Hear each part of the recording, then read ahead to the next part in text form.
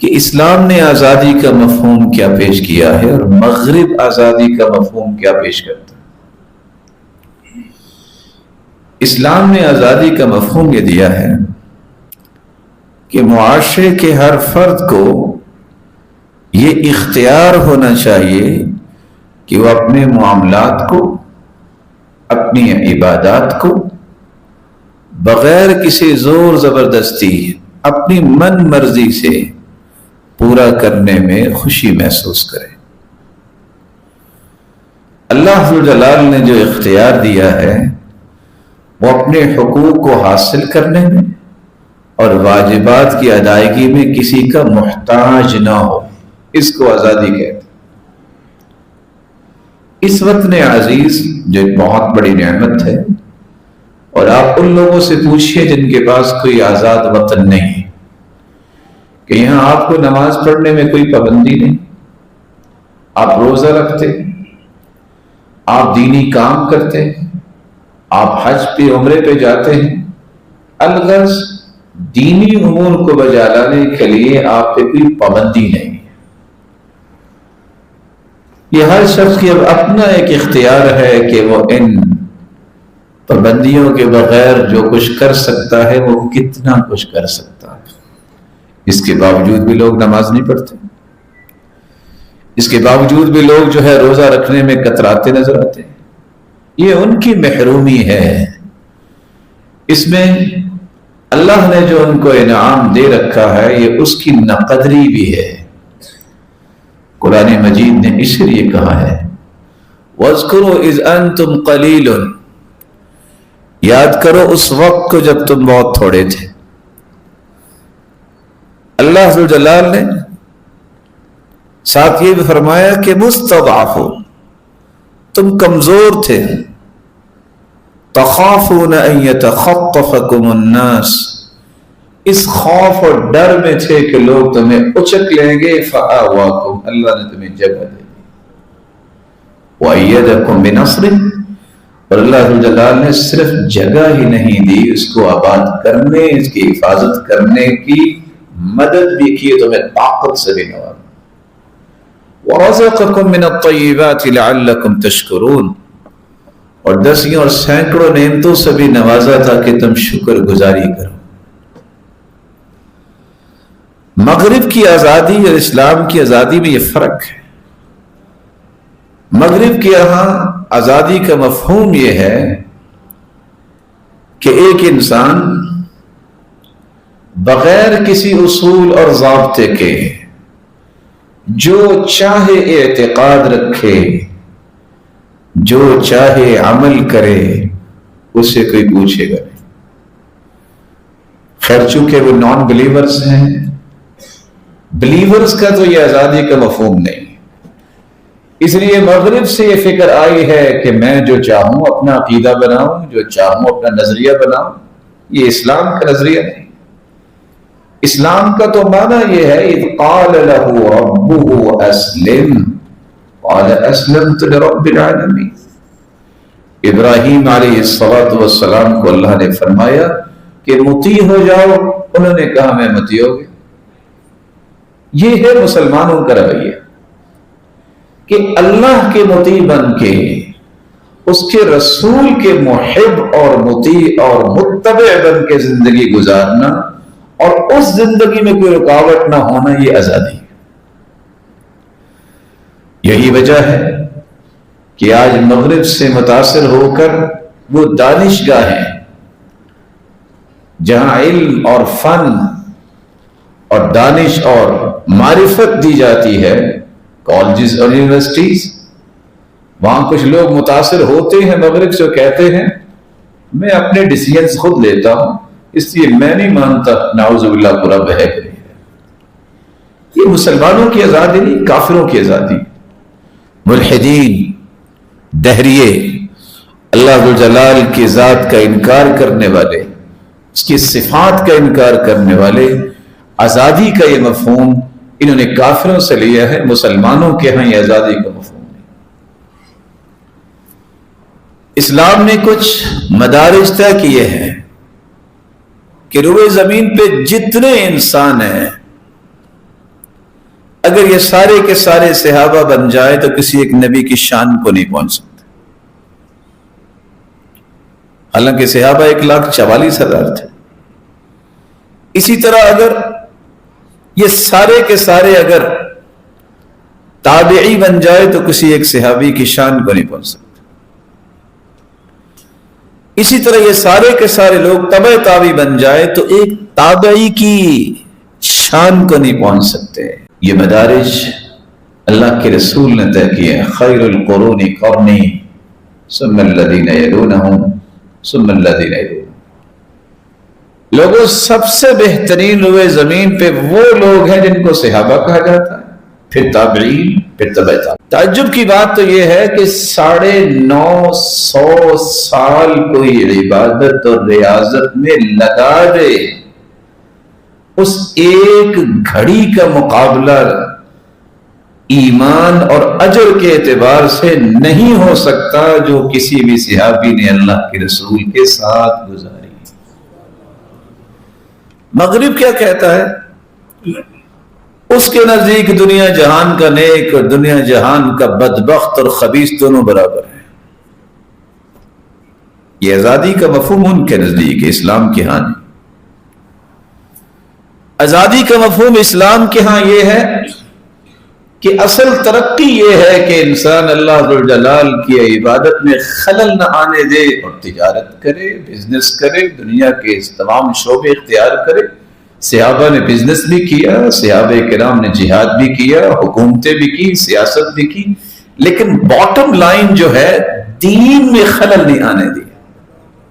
صف اول کے تاجر تھے عبد الرحمن ابن عوف رضی اللہ تعالی عنہ، لیکن صف اول کے نمازی بھی تھے.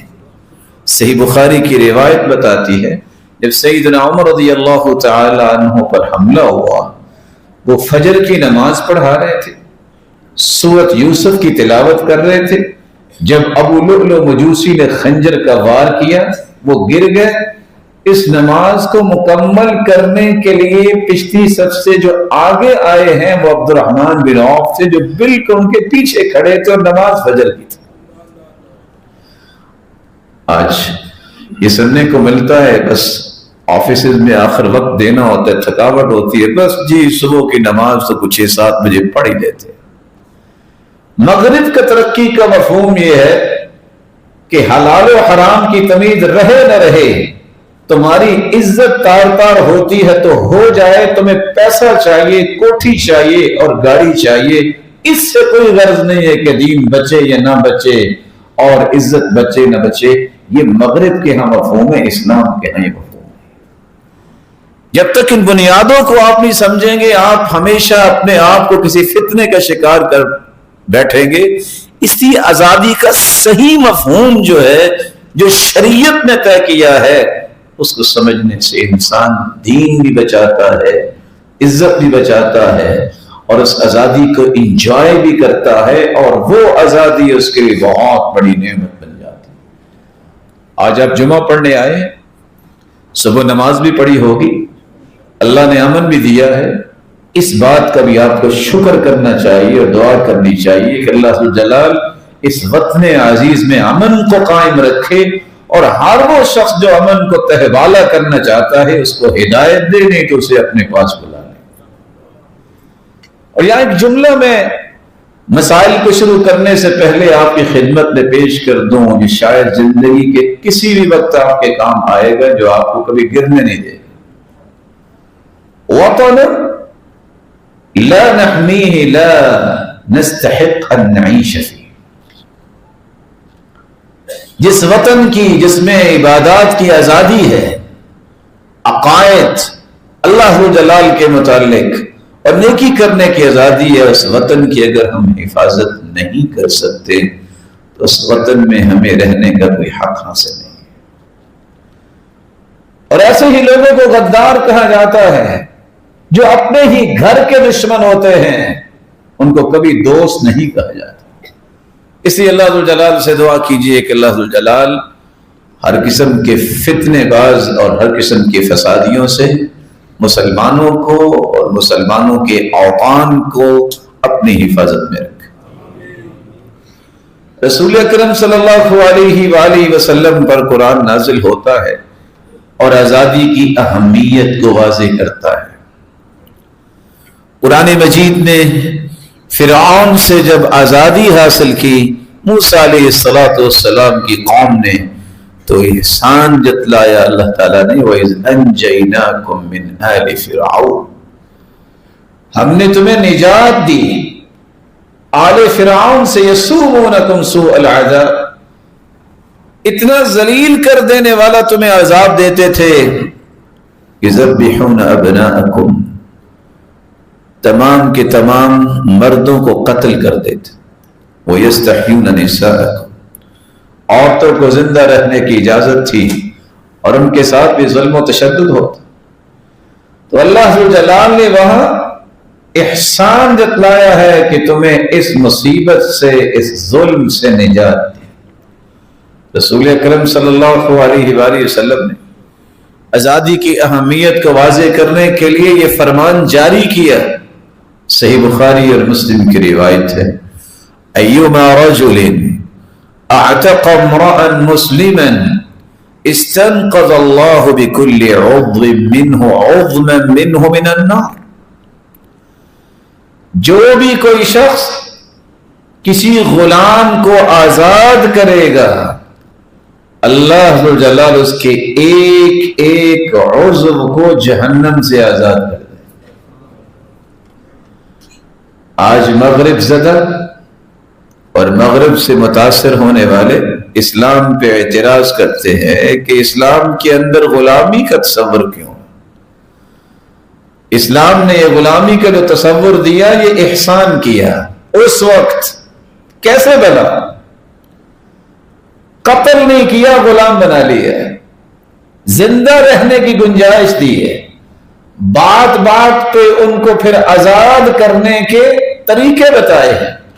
شریعت اسلامیہ نے اس بات کا حکم دیا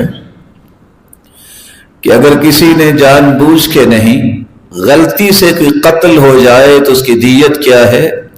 وَمَا كَانَ لِمُؤْمِنٍ أَن يَقْتُلَ مُؤْمِنًا إِلَّا خَطَأً وَمَنْ قَتَلَ مُؤْمِنًا خَطَأً فَتَحْرِيرُ رَقَبَةٍ، قتل ہو گیا ہے تو دیت کیا ہے؟ غلام آزاد کرو۔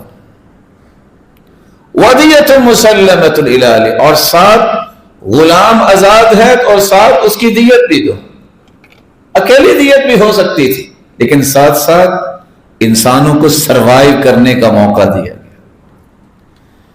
شریعت نے اس بات کا بھی حکم دیا اگر کسی شخص سے یہ غلطی سرزد ہوگی، اس نے قسم اٹھائی ہے اور جھوٹی قسم اٹھا لی، تو اسے کیا کرنا ہے؟ اسے 3 کام کرنے ہیں بطور کفارہ۔ فَكَفَّارَتُهُ إِطْعَامُ 10 مَسَاكِينَ مِنْ أَوْسَطِ مَا تُطْعِمُونَ أَهْلِيكُمْ أَوْ كِسْوَتُهُمْ أَوْ تَحْرِيرُ رَقَبَةٍ، 10 مسکینوں کو کھانا کھلا دے یا لباس پہنا دے یا گردن آزاد کر دے، اس کی قسم کا کفارہ ہو جائے۔ غلام یہاں بھی آزاد کرواتا۔ شریعت نے ایک تیسری بات نازل کی کہ اگر کوئی شخص کسی وجہ سے اپنی بیوی کو کہہ دے انت کظہر امی، تم میری ماں جیسی ہو، اس کو کہتے ہیں زہار کرنا۔ اس کے کہنے کے بعد وہ بیوی نہیں رہتی، اس وقت تک تم اس کو بیوی نہیں بنا سکتے جب تک 3 کام میں سے کوئی ایک کام نہ کر لو۔ پہلا کام کیا ہے؟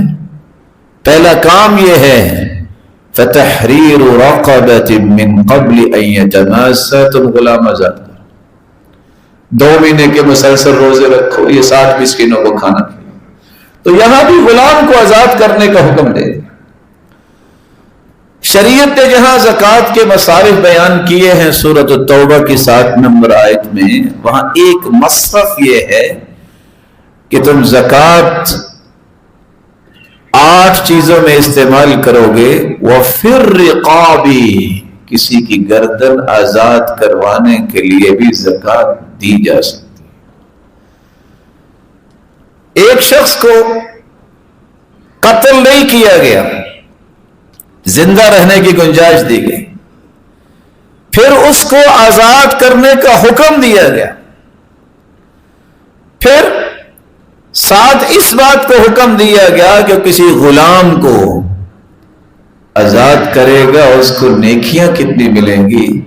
یہ سارے فرامین اس بات پر دلالت کرتے ہیں کہ اسلام کا احسان تھا اس وقت بھی کہ وہ انسانوں کے ساتھ ظلم نہیں کرتا بلکہ انسانوں کو زندہ رہنے کے راستے دیے. رسول اکرم صلی اللہ علیہ وآلہ وسلم نے تو یہاں تک فرمایا ہر شخص نیکی کرتا ہے اسے ایک نیکی کا ایک درجہ ملتا ہے، لیکن 3 ایسے کام ہیں کہ اس کو دگنا اجر ملے گا. کوئی غیر مسلم ہے اس کو مسلمان بنائے، ادب سکھائے، آزاد کرے اور شادی کرے، اس کو دگنا اجر ملے گا. رسول اکرم صلی اللہ علیہ وآلہ وسلم نے جس آزادی کی بات کی ہے، آزادی ہوتی ہی شریعت کے 5 مقاصد کو پورا کرنے کے لیے. غور کیجئے گا، مقاصد شریعت کا مقصد کیا ہے؟ 5 چیزوں کی حفاظت. اور یہاں بیٹھنے والوں کو یہ سمجھنا چاہیے کہ شریعت کا نفاذ کسی بھی معاشرے میں ضروری کیوں ہے. شریعت یہ کہتی ہے کہ آزادی کا مفہوم یہ ہے کہ آپ کے 5 مقصد پورے ہونے چاہیے. پہلا مقصد حفظ دین، آپ کے دین کی حفاظت ہونی چاہیے. اس لیے حدیث کی الفاظ ہے من بدل دینہ فاقتلوہ. صحیح بخاری کی روایت ہے مسلمان ہے اگر وہ مرتد ہو جائے تو حاکم وقت کی ذمہ داری ہے اس کی گردن اڑا دے. دین کی حفاظت یہ بہت ضروری. وَقَاتِلُوهُمْ حَتَّى لَا تَكُونَ فِتْنَةٌ وَيَكُونَ الدِّينُ كُلُّهُ لِلَّهِ.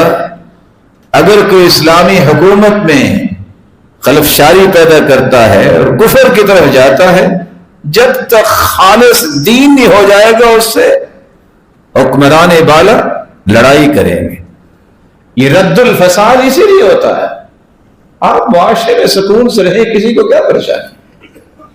پریشانی یہ ہے کہ آپ سے نہ کسی کا دین محفوظ نہ کسی کی جان محفوظ.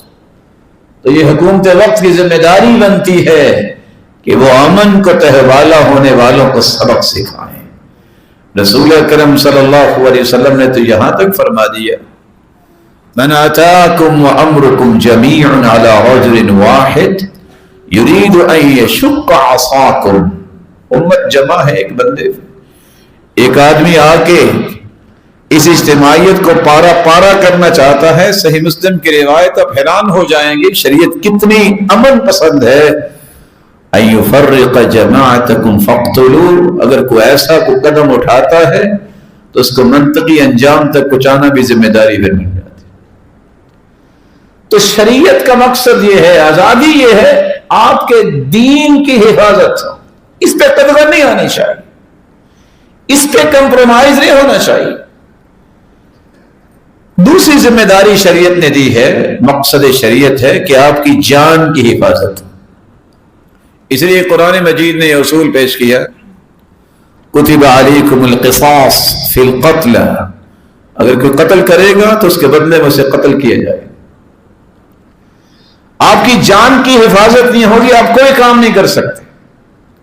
شریعت یہ کہتی ہے کہ آزاد ملک میں یہ دوسرا مقصد ہونا چاہیے کہ ہر فرد کی جان کی حفاظت ہونی چاہیے. بلکہ قرآن مجید نے تو یہاں تک کہا انما جزاء الذین یحاربون اللہ ورسولہ، جو اللہ اور اس کے رسول سے محاربت کرتے ہیں، اختلاف کرتے ہیں، وَيَسْعَوْنَ فِي الْأَرْضِ فَسَادًا، اور صرف فساد مچاتے ہیں، ان یقتلوا، یا تو قتل کیے جائیں گے، اور یصلبوا، یا انہیں پھانسی پہ لٹکا دیا جائے گا، او تقطع ایدیہم وارجلہم من خلاف، دایاں ہاتھ اور بائیں ٹانگ، اور پھر کرتا ہے تو بایاں ہاتھ اور دائیں ٹانگ اس کی کاٹ دی جائے. یہ ضروری ہے.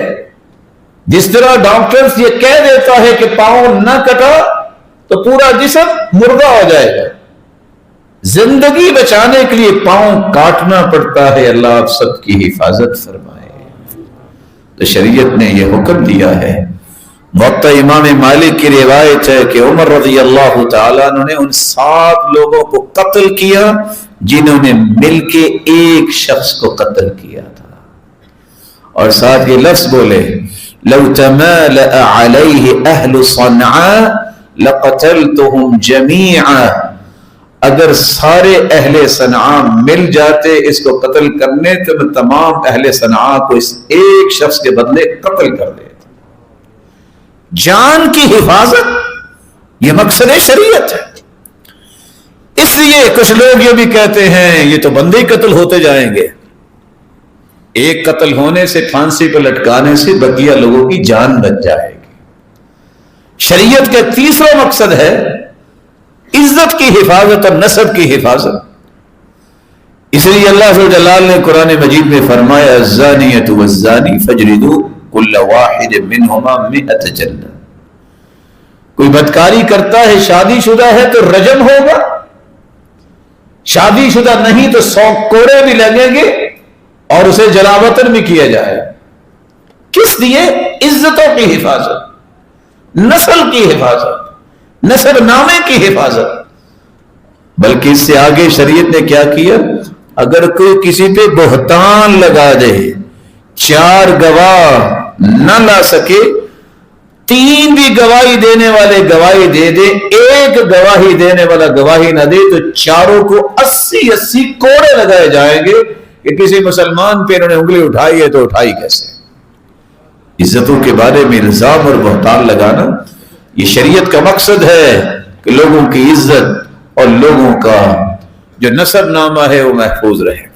और साथ सजा क्या दी है, कोड़े तो लगेंगे, वला तक़बलू लहुम शहादतन अबदा, जब तक ये तौबा नहीं करते ये गवाही देने के मजाज ही नहीं रहे। चौथा मकसद भी शरीयत का है, किसी आजाद मुल्क में इस बात का ख्याल किया जाता है लोगों की अक्ल की हिफाजत की जाए। कैसे हिफाजत की जाए? नशावर चीजों से बचाया जाए जिससे इंसान की अक्ल माऊफ हो जाती है। रसूल अकरम सल्लल्लाहु अलैहि वसल्लम के सहाबी अबू बकर सिद्दीक रज़ियल्लाहु ताला और उनसे पहले अल्लाह के रसूल सल्लल्लाहु अलैहि वसल्लम ने यह हद नाफिज की। सही बुखारी की रिवायत 6773 कि जो नशा करता, शराब पीता, उसे 40 कोड़े लगाए जाते। आज लोग इस बात पे बात करते हैं, देखे जी चलो जी उसने नशा बेच लिया तो फिर क्या हुआ। शरीयत से पूछे ना, आप मुसलमान हैं, आप इसको समझते नहीं है कि कुछ हुआ ही नहीं। ये 40 कोड़े इसलिए लगाए हैं कि आज एक निशई है, कल को पूरा गांव निशई बनेगा। और नशा करने वाली कौम कौम नहीं रहती, वो जानवर बन जाते, वो हुजूम बन जाते हैं। इसलिए शरीयत ने यह बात कही है अल खम्र उम्मुल खबाइस, दुनिया जहान की खबासतों की जड़ ये नशा है, ये शराब है। और दूसरी रिवायत के अल्फाज, जब इंसान नशे में होता है यक़अ अला उम्मिही व उख्तिही व बिन्तिही व खालती, उसको कोई परवाह नहीं रहती है। जालिम अपनी वालिदा, बेटी, बहन और बीवी और अपनी खाला में कोई फर्क नहीं समझता।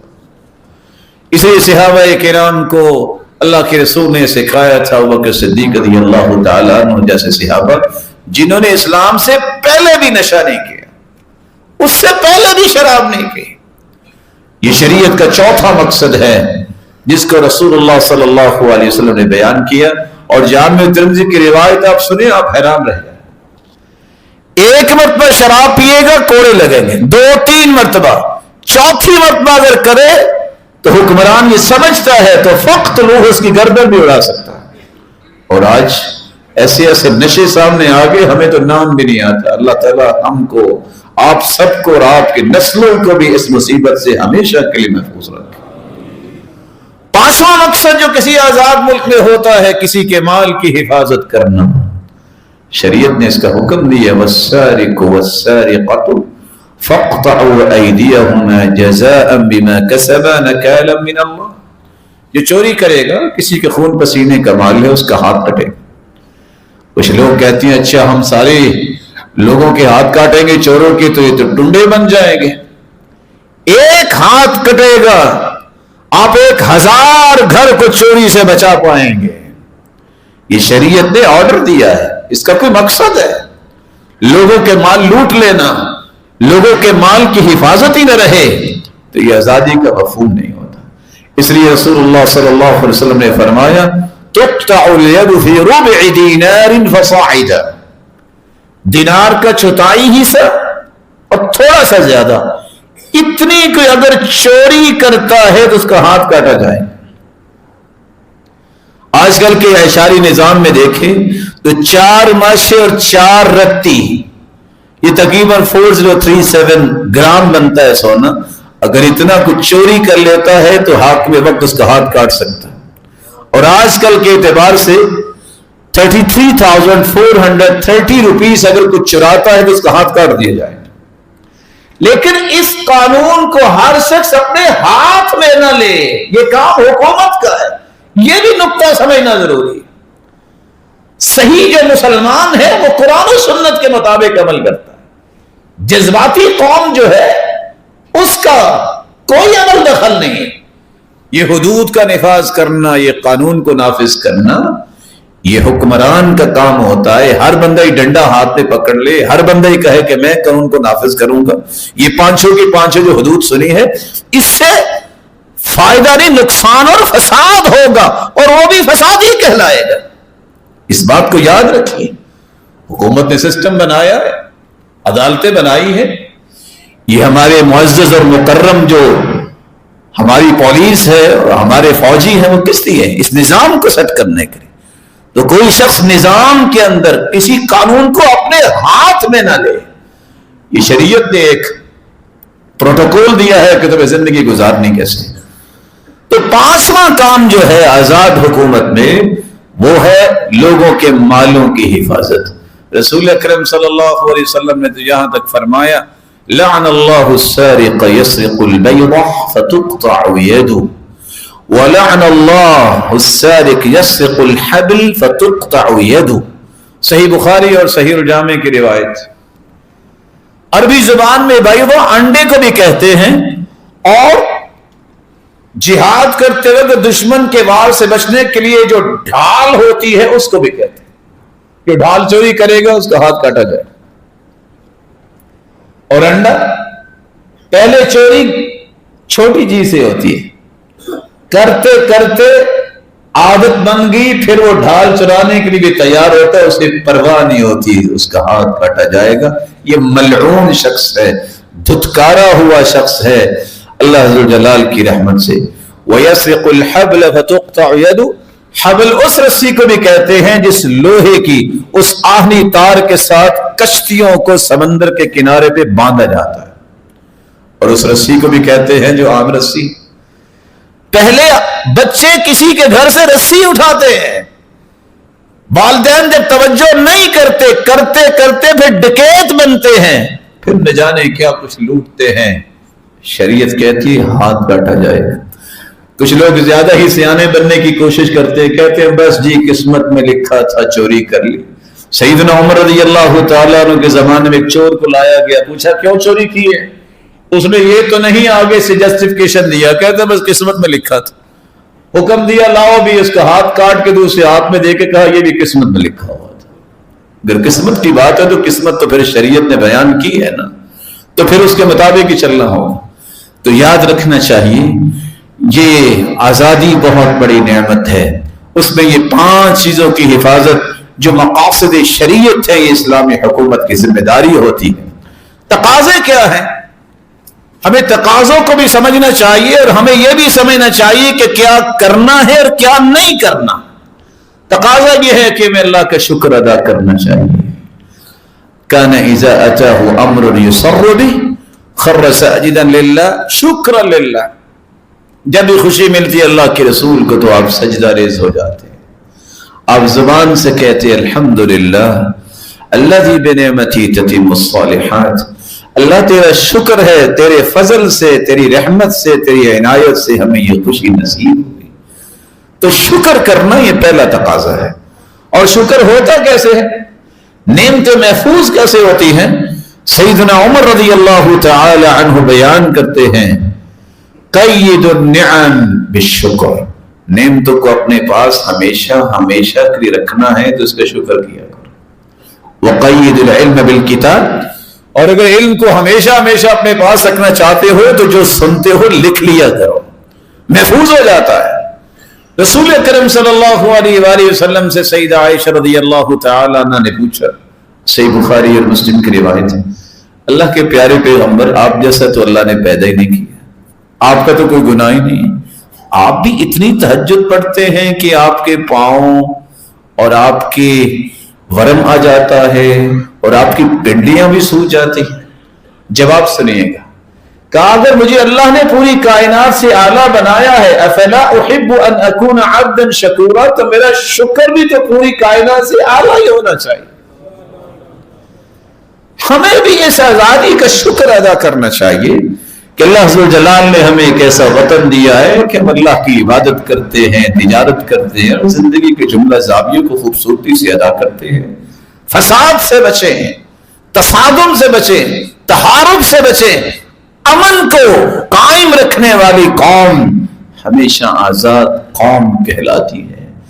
اس لیے مومن ایمان سے بھی ہے اور امن سے بھی ہے۔ پکا مومن وہی ہوتا ہے جس کا اللہ پہ ایمان بھی پختہ ہوتا ہے اور جو امن کو بھی پسند کرتا ہے۔ اسلام سلم سے ہے، اصل مسلمان وہی ہوتا ہے جو اللہ کے سامنے گردن جھکانے والا ہے اور سلامتی کو معاشرے میں پسند کرنے والا ہوتا ہے۔ رسول اکرم صلی اللہ علیہ وآلہ وسلم نے صحابہ کرام کو ایک بات سمجھائی۔ ان صحابہ کرام میں سے عبداللہ بن عمرو بن عاص بیان کرتے ہیں کہ 4 خصلتیں جس کے اندر آ جائے نا، اللہ اس کے جنت میں گھر بنا دے۔ صحابہ کو بڑی خوشی ہوئی کہ یہ کون سی بات؟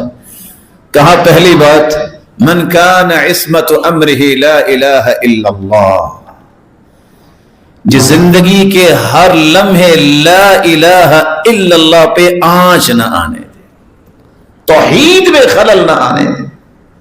دوسری بات، اذا اصابته مصیبہ، جب بھی کوئی دکھ غم اور مصیبت آئے تو فوراً اس کی زبان پہ آ جائے انا للہ و انا الیہ راجعون۔ تیسری بات، وَإِذَا أُعْطِيَ شَيْئًا قَالَ الحمد للہ، جب بھی اسے کوئی نعمت ملے تو اس کی زبان سے فوراً یہ لفظ نکلنے چاہیے الحمدللہ۔ چوتھی بات، وَإِذَا أَذْنَبَ ذَنبًا قَالَ أَسْتَغْفِرُ اللَّهَ، جب بھی اس سے کمی کوتاہی اور غلطی ہو جائے تو فوراً کہہ دے استغفر اللہ۔ دیکھیں یہ 4 جملے، لا الہ الا اللہ، انا للہ و انا الیہ راجعون، الحمدللہ، استغفر اللہ، اس کے کہنے سے کتنا وقت لگے گا، اللہ جنت میں گھر بنا دیتے۔ رسول اللہ صلی اللہ علیہ وآلہ وسلم کے دین کو سمجھنے والے ایسے ہی تھے۔ جب اللہ تعالیٰ نے محمد الفاتح کو یہ توفیق دی کہ قسطنطنیہ فتح ہوا، اسلام کو عزت ملی، مسلمانوں کو عزت ملی، تو وہ شکرانے کے 2 نفل ادا کرنے لگے۔ کہا بھی آگے وہ آئے جس کی نماز فجر کبھی قضا نہیں ہوئے۔ سب لوگ خاموش۔ محمد الفاتح جس کی 22 سال عمر تھی، نوجوان بیٹھے ہیں، یہ ٹک ٹاک پہ آنے کے تو بڑے شوقین ہیں۔ 22 سالہ محمد الفاتح نے قسطنطنیہ کو فتح کیا تھا، عمر صرف 22 سال تھی۔ گھٹنے ٹیکنے پہ مجبور کیا تھا پورے یورپ کو۔ یہ مسلمانوں کے نوجوان تھے جن کی تاریخ کو آج بھلا دیا گیا ہے، اور پھر آگے آنے کے لیے کوئی تیار نہ ہوا۔ کہاں اگر مجھے ڈر نہ ہوتا کہ دشمن خوشی منائیں گے کہ آج انہوں نے شکرانے کے نفل نہیں پڑھے تو میں یہ نہ بتاتا، جب سے ہوش سنبھالی ہے میری آج تک فجر کی نماز قضا نہیں ہوئی۔ یہ ہے آزادی کا مفہوم، اس سے آزادیاں ملتی ہیں۔ عبادات کا اہتمام کرنا۔ رسول اکرم صلی اللہ علیہ وآلہ وسلم نے جب فتح مکہ کیا تو کیا کیا؟ 8 رکعتیں چاش سے وقت پڑھی، جس کو آج بھی ہم چاش کی نماز 2 بھی پڑھ سکتے ہیں، 4 بھی پڑھ سکتے ہیں، 6 بھی، 8 بھی۔ اور ام ہانی رضی اللہ تعالی عنہ کے گھر 8 رکعتیں پڑھی، جیسا کہ صحیح بخاری کی روایت۔ اور حدیث میں آتا ہے جو شخص 4 رکعتیں صبح یہ پڑھ لیتا ہے سارا دن اللہ سے کافی ہو جاتا ہے۔ رسول اکرم صلی اللہ علیہ وسلم نے یہ بھی بیان کیا کہ تقاضا یہ ہے کہ آپ خوشی سے روزہ رکھیں۔ صحیح بخاری کی روایت ہے جب فرعونیوں سے موسیٰ علیہ السلام کی قوم کو اللہ نے آزاد کیا تو یہودی یہ 10 محرم کو روزہ رکھا کرتے تھے. جب مدینہ میں آئے تو اللہ کے رسول نے پوچھا کہ یہ روزہ کیوں رکھتے ہیں؟ کہ موسیٰ علیہ السلام کو اللہ جلال نے فرعون سے آزاد کیا تو اللہ کے رسول صلی اللہ علیہ وسلم نے کیا فرمایا؟ فَأَنَا أَحَقُّ بِمُوسَى مِنْكُمْ، موسیٰ بھی نبی، میں بھی نبی اور میرا بھائی ہے تو ہم بھی یہ رکھا کریں. پھر آپ نے آخری سال فرمایا اگر میں زندہ رہا تو 9 کا بھی رکھوں گا، لیکن اللہ کے پاس سے رہے گا. تو تقاضا یہ ہے کہ آپ اللہ کی عبادت میں آگے بڑھیں. آزادی تو اس لیے میری ہے.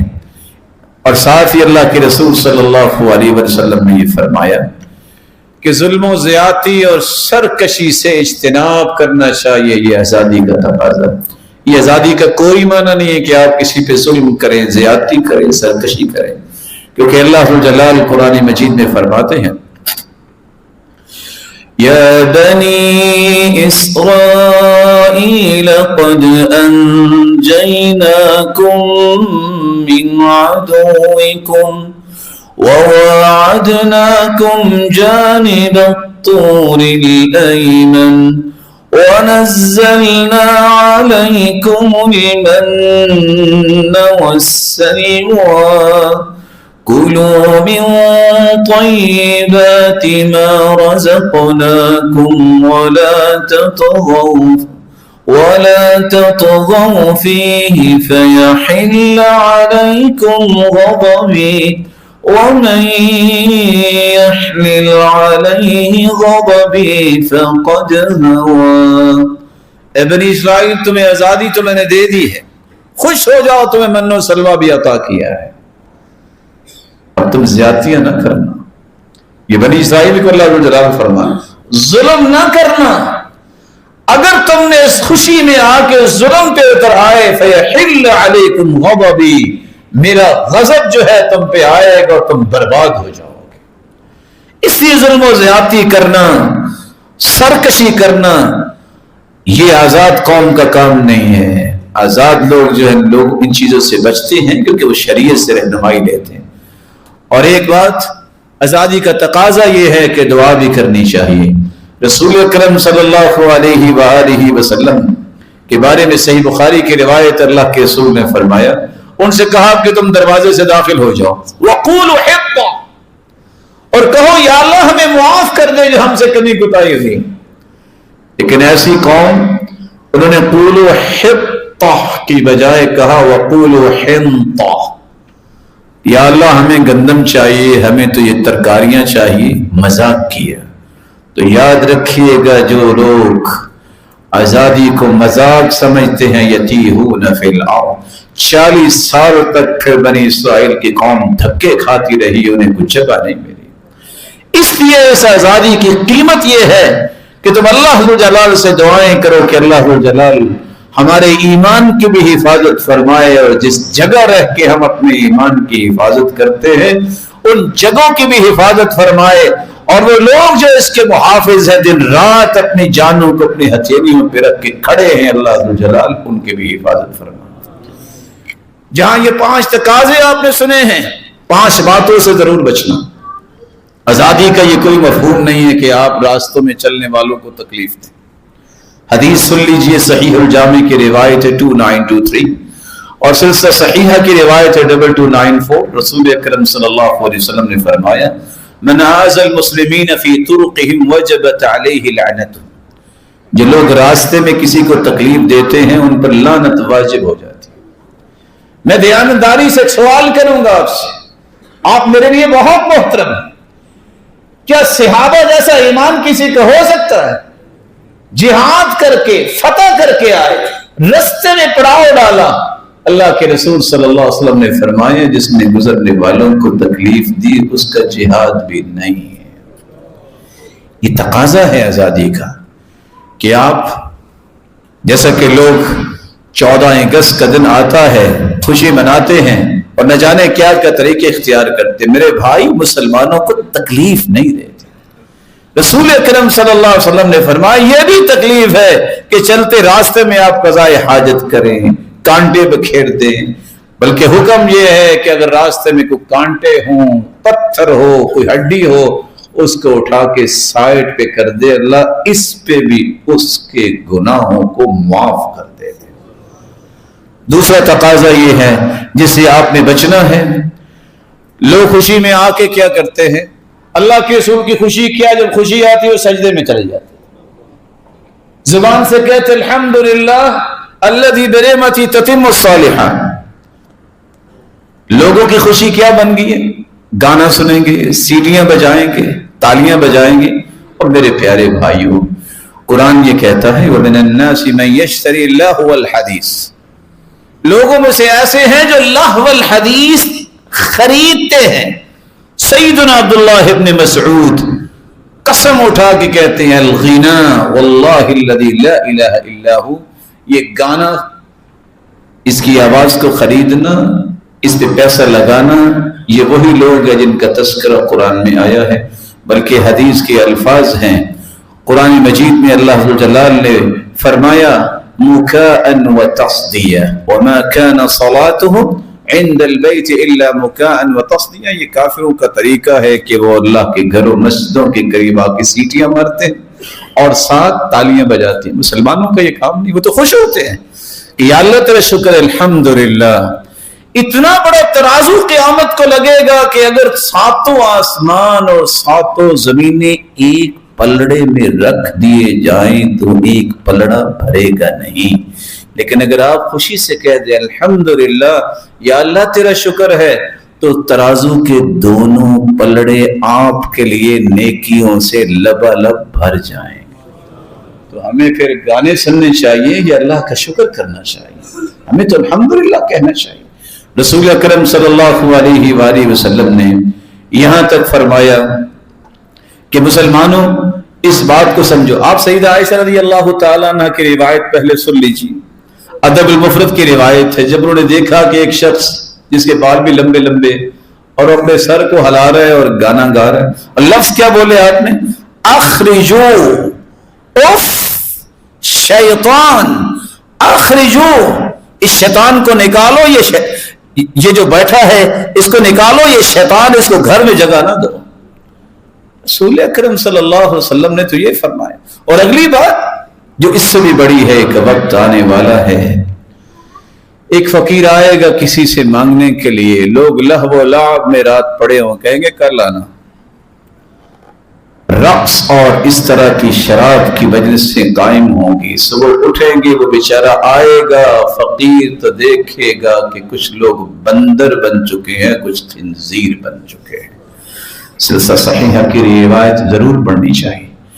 رسول اللہ صلی اللہ علیہ وآلہ وسلم نے فرمایا تھا ایک وقت آنے والا ہے جب لوگ ریشم کو اور شراب کو اور زنا کو حلال سمجھیں گے, تو ایسے عذاب پھر ان لوگوں پہ آئیں گے. اللہ جلال میں محفوظ کریں.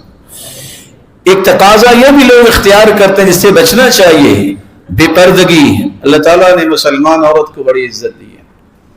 دنیا میں اربوں گھر ہیں لیکن غلاف بیت اللہ پہ ہے کیونکہ اس جیسا کوئی گھر نہیں ہے. دنیا میں اربوں کتابیں ہیں لیکن قرآن مجید کو غلاف پہ رکھا جاتا ہے کیونکہ اس جیسی کوئی کتاب نہیں ہے. 7.5 ارب لوگ دنیا میں موجود ہیں, 1.5 ارب مسلمان ہیں اور 6 ارب جو ہے وہ کافر ہیں. صرف مسلمان عورت کو پردے کا حکم کیوں؟ کیونکہ اس جیسی عزت والی کوئی عورت نہیں ہے. یہ انسان کو سمجھنا چاہیے کہ اللہ جلال نے عورت کو عزت کتنی دی ہے. اور آپ یہ بات سن کے اور حیرت میں چلے جائیں گے, اللہ کے رسول کے زمانے میں جو عورت پردہ نہیں کرتی تھی سمجھتے تھے کہ یہ لونڈی ہے. جب بھی صحابیات جن کو حکم ہو گیا کہ پردہ کرنا ہے تو کوئی عورت ایسی نہیں تھی جو پردہ نہ کرتی ہو. فجر کی نماز بھی پڑھنے آتی تو حسان ابن ثابت کہتے ہیں یخمرن اطراف البنان من التقى ويخرجن جنح الليل معتجرات, کہ رات کی تاریکی میں بھی نکلتی ہیں تو اپنے انگلیاں ہی نہیں ان کے پوروں کو بھی چھپا کے نکلنے والی تھی وہ عورتیں. اور یہ اللہ کے رسول صلی اللہ علیہ وسلم کے ذریعے جو اللہ نے حکم دیا یہ عورت کو عزت دینے کے لیے ہے. یہ حکم ہے, اس کو اختیار کرنا ہے. رسول اللہ صلی اللہ علیہ وسلم نے فرمایا سب سے قریب اللہ تعالیٰ کی اس وقت عورت ہوتی جب گھر میں ہوتی. پھر مرد و زن کے اختلاط نہیں ہونا چاہیے. صحابی ہیں, ابھی حکم نہیں آیا, صحابہ جا رہے ہیں، کچھ عورتیں بھی جا رہی ہیں. کہاں جا رہے ہیں برا؟ مسجد کی طرف. یہ بات بھی غور رہنی چاہیے. آپ نے حکم دیا استاخر، اور تو ایک سائڈ پہ ہو جاؤ. لیس لکن ان تحققن الطریق، راستوں کے درمیان میں نہ چلا کرو. علیکن بحافات الطریق، تم راستے کے کناروں پہ چلا کرو. صحابیہ کہتے ہیں اس دن کے بعد عورتیں ایسی چلتی ہیں حتی ان ثوبها لیتعلق بالجدار من شدت لصوقها بھی، دیواروں کے ساتھ چلتی صحابیات اور ان کی چادریں الجھ جایا کرتی تھی. ایک پانچویں بات جس پہ نوجوان فضول خرچی پہ نکلتے ہیں، رسول اکرم صلی اللہ علیہ وآلہ وسلم نے جو صحابہ کرام کو بات بتائی. قرآن کہتا ہے وَلَا تُسْرِفُوا، اسراف نہ کرو، فضول خرچی نہ کیا کرو. انَّهُ لَا يُحِبُّ الْمُسْرِفِينَ، اللہ پسند نہیں کرتا. اور آپ نے یہ بھی فرمایا ان المبذرین كانوا اخوان الشیاطین، یہ فضول خرچ شیطان کے بھائی ہیں. شراب نوشی کی آپ نے بات سنی، گالی گلوچ کرنا، فحش گوئی کرنا، مذاق کرنا. حدیث میں آتا ہے ان الفحش والتفاحش لیس من الاسلام، یہ فحش گوئی کرنا اور اس طرح کی باتوں کو رواج دینا یہ اسلام میں سے نہیں ہے. بلکہ آپ نے فرمایا سباب المسلم کالمشرف علی الہلکہ، جو کسی کو گالی دیتا ہے وہ تو ہلاکت کے کنارے پہ ہے، کسی وقت بھی گر سکتا ہے. رسول اللہ صلی اللہ علیہ وآلہ وسلم نے یہ جو باتیں سمجھائی ہیں، اللہ ہمیں عمل کی توفیق دے. وآخر دعوانا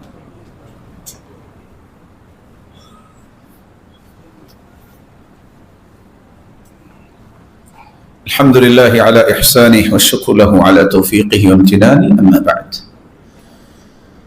اللہ عز و جلال کا شکر کرنا چاہیے جس نے ہمیں آزاد بنایا، اور یہ دعا کرنی چاہیے کہ اللہ عز و جلال اس نعمت کا شکر ادا کرنے کے ساتھ ساتھ توفیق دے کہ ہم اس کی حفاظت بھی کریں.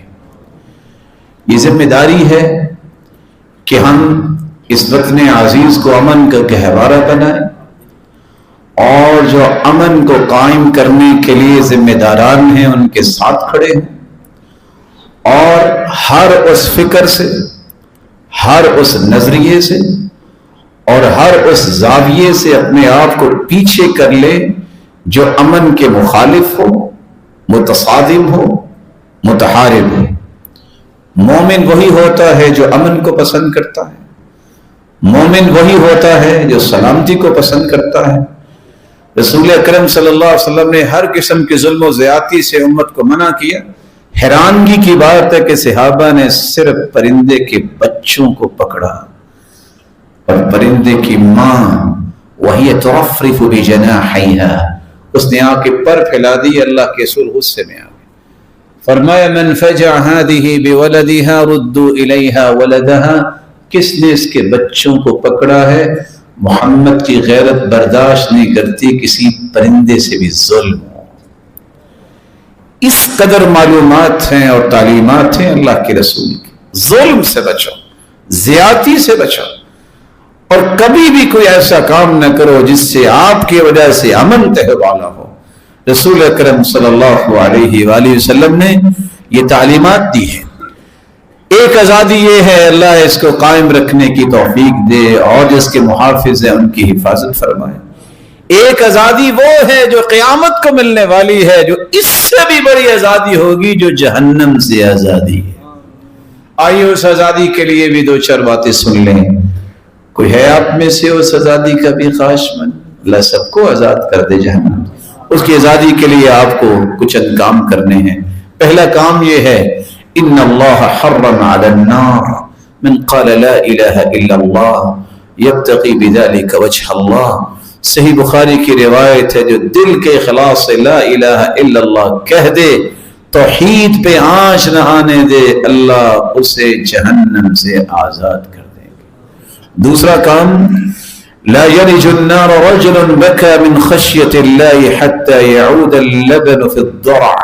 جامع ترمذی کی روایت ہے جس طرح آپ بھینس کا دودھ دھو لیتے ہیں وہ دودھ واپس نہیں جا سکتا، اس طرح جو اللہ کے خوف سے اکیلا دعا کر رہا ہے، جہنم سے ڈرتے ہوئے رو پڑتا ہے، اللہ اسے جہنم سے آزاد کر دیں گے، جہنم نہیں جانے دیں۔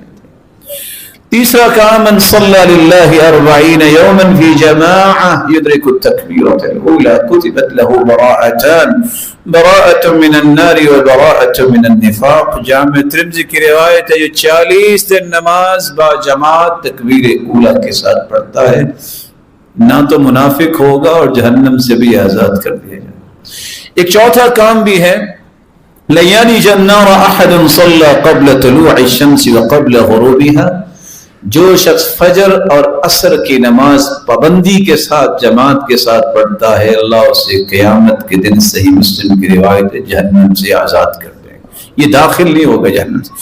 پانچواں کام رسول اللہ صلی اللہ علیہ وسلم نے فرمایا، جامع ترمذی کی روایت ہے، من حافظ على 4 رکعات قبل الظہر و4 بعدها حرمہ اللہ علی النار، جو ظہر سے پہلے 4 اور ظہر کے بعد بھی 4 رکعتیں پڑھ لے، اللہ ذوالجلال اس کو بھی جہنم پر حرام قرار دے دیں گے۔ ایک چھٹا کام جس کے بارے میں اللہ کے رسول نے فرمایا، میرے صحابہ، الا اخبرکم بمن یحرم علی النار او بمن تحرم علیہ النار، میں تمہیں بتاؤں ایسے لوگوں کے بارے میں کہ آگ ان پہ حرام اور وہ آگ پر حرام۔ صحابہ نے کہا کیوں نہیں؟ فرمایا کل قریب ہین سہل، ایسا شخص جس کا اخلاق اچھا ہے، جو نرم مزاج ہے، یہ آگ پہ حرام ہے اور آگ ان پر حرام۔ ساتواں کام جس میں اللہ کے رسول صلی اللہ علیہ وسلم نے فرمایا، من کن له 3 بنات و 3 اخوات او بنتان او اختان، جس کی 2 بیٹیاں ہوں یا 3 بیٹیاں یا 3 بہنیں ہوں، ان کو کھلاتا ہے، پلاتا ہے، اچھی پرورش کرتا ہے، ادب سکھاتا ہے، تعلیم دیتا ہے اور مناسب جگہ پہ نکاح کرتا ہے، قیامت کا دن ہوگا یہ 2 بیٹیاں یا 3 بہنیں، یہ بھائی اور یہ والدین کے سامنے یہ بچیاں رکاوٹ بن جائیں گی، جہنم کے سامنے دیوار بن جائیں گی، جہنم نہیں جانے دیں گی۔ اس لیے بچیوں کو برا نہ سمجھا کرو، لا تکرہوا البنات، بیٹیوں سے نفرت نہ کرو، فإنہن الغالیات المونسات، یہ والدین کی بڑی خدمت کرنے والی ہیں اور شریعت نے ان کو بڑا مہنگا کہا ہے۔ مہنگائی کس بات کی ہے کہ جہنم کے سامنے دیوار بن جائیں گے۔ اس لیے عبداللہ ابن مسعود رضی اللہ تعالی عنہ کی بیٹی جب آتی تو بازو کھول لیتے، مرحبا بابنتی، میری پیاری بیٹی آ جاؤ، قیامت کو تم نے میرے لیے دیوار بننا ہے۔ 8واں کام، رسول اکرم صلی اللہ علیہ وسلم نے فرمایا، من رد عن عرض اخیہ بالمغیبہ کان حقا علی اللہ ان یعتقہ من النار۔ جامع ترمذی کی روایت سے، اگر آپ کسی مسلمان کی عزت کی حفاظت کرتے ہیں تو اللہ قیامت کے دن جہنم سے آپ کی حفاظت کریں گے۔ ایک 9واں کام، من غبرت قدماہ فی سبیل اللہ حرمہ اللہ علی النار، سلسلہ صحیحہ کی روایت ہے، جو اللہ کی راہ میں دین کی دعوت اور دین کے جہاد کے لیے، اعلاء کلمت اللہ کے لیے دین کے سربلندی کے نکلتا ہے، اس کے پاؤں پہ گرد آ جاتی ہے، اس پہ جہنم حرام ہے، یہ اللہ کی جہنم سے آزاد ہوگا۔ 10واں کام رسول اللہ صلی اللہ علیہ وسلم نے بڑا آسان بتایا ہے، آپ 3 مرتبہ صرف یہ کہہ دو، اللہم انی اسألک الجنہ، اللہم انی اسألک الجنہ، اللہم انی اسألک الجنہ، اے اللہ میں جنت کا سوال کرتا ہوں۔ جنت خود بول کے کہتی ہے اللہم ادخلہ الجنہ، یا اللہ اس کو میرے پاس لے۔ اور 3 مرتبہ یہ کہہ دو، اللہم اجرنی من النار، اللہم اجرنی من النار، اللہم اجرنی من النار، اے اللہ مجھے جہنم سے بچا، مجھے جہنم سے بچا، اے اللہ مجھے جہنم سے بچا۔ جہنم خود بول کے کہتی یا اللہ اس کو میرے پاس نہ لانا۔ اللہ ذوالجلال سے دعا ہے، اللہ ذوالجلال دنیا کی اس آزادی کو نعمت سمجھنے کی توفیق دے اور قیامت کے دن جہنم سے بھی آزاد فرمائے۔ مولا کریم جتنے یہ روشن چہرے بیٹھے ان سب کو ایمان، عزت و برکت، خوشی اور صحت والی لمبی زندگی نصیب فرمائے، ان کو، ان کی آل اولاد کو، ان کے والدین کو، ان کی نسلوں کو قیامت کے دن اپنے محبوب کی رفاقت نصیب فرما، جس طرح آج تیرے گھر میں بیٹھے ہیں، اور اپنے دیدار کا مستحق بنا۔ وآخر دعوانا الحمدللہ۔